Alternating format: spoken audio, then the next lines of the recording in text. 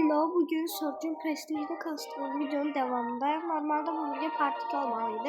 Ama ben birinci videonun yanlışlıkla yandırmışam ve bunun anketini de elədim. Anketdə dedim ki, bunun devamını istəyirsə çəkim və %100 oyla bəli gəldi. Və dəqiq çəkirəm.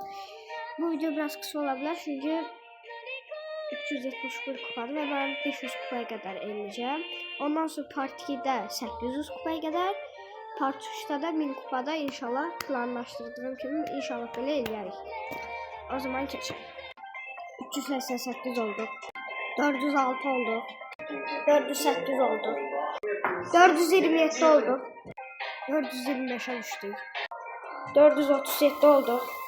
444 oldu. 458 oldu. Ekstra bir şey koyuram. Gördüğünüz kimi 14.200 kupa da oldu.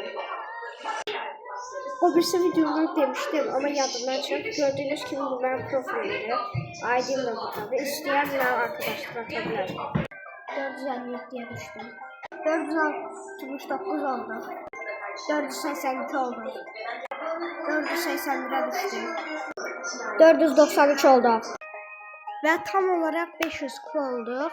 Burada videomuzun sonuna gelirik. İnşallah videoda hata olmamıştır.